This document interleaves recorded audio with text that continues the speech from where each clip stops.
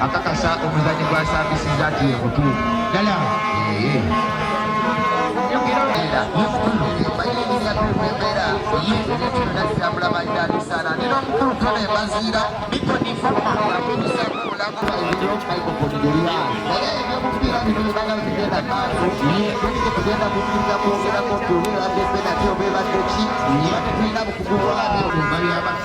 yagala omukyala nga bbaawe yafa yafata lwataku bbiri muli naye kale umanga muli naye muzanyi wa wano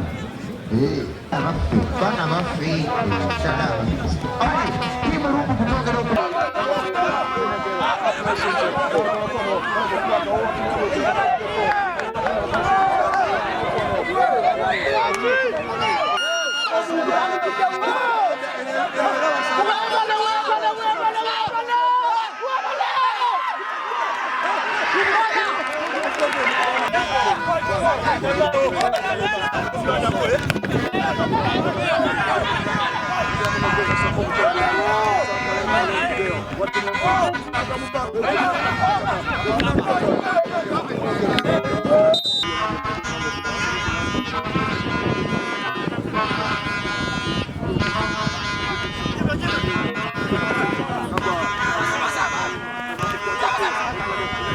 gwasooka twaluzinga tubadde waka tufunye akabonero ke twazze nako tuzzeeyo nako naye buli lutusaamu omupiira tufunako change tugenda tweyongera omutindo bagwolesezza lwakuba goolo zigaanya okunywa chansi zibaddewo naye ensuubire tugenda kutereezaamu kuba tuli bakooki.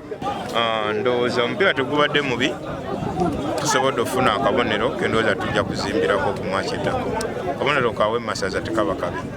Ndi tugenda kwongera okulongoosaamu ku bikyatulemesezza okufuna obubonero busatu, ndowooza just tubulamu okuteeba. Olaba match ebbiri tusobodde okukiipinga clean sheet eyo positive tujja kuvaawo nayo then tuzimbire okulaba nga tunoonya engeri gye tusolvinga ensonga y'okuteeka omupiira mu katiimu.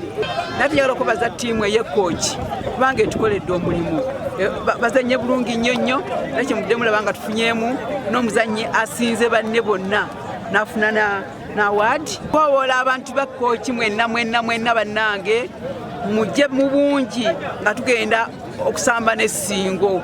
Mwagira abaana baffe mbalabye bazanya bulungi nnyo. Njagala okwebaza kooki n'abantu bakola nabo anga ebibadde bisobyemu oba bibadde basobyamu babitegedde bagenda kudda mu nkambi batandika okulongoosa ekyo tatambudde bulungi. Omupiira guno gubadde mulungi nnyo era abaana boolesezza ebitone bino bye twayagala era Ssaabasajja Kabaka yatukola bulungi okuteekawo ekikopo kino kuba buli ttiimu erolesezza omutindo ate nga baana bato balolesezza ebitone. Okusooka gwabaddemu ng'okugayala nga tebagyeyo bitone n'ekitundu ekyokubibalaza ebitone era nga buli omu gw'olaba nga alina ekigendererwa n'ekiruubye. Era bwe tugenda bwe tuti n'abawagizi babadde bangi bwe tugenda bwe tuti wano ebitone bijja kulabika mu Buganda ne Uganda okutwalira wano.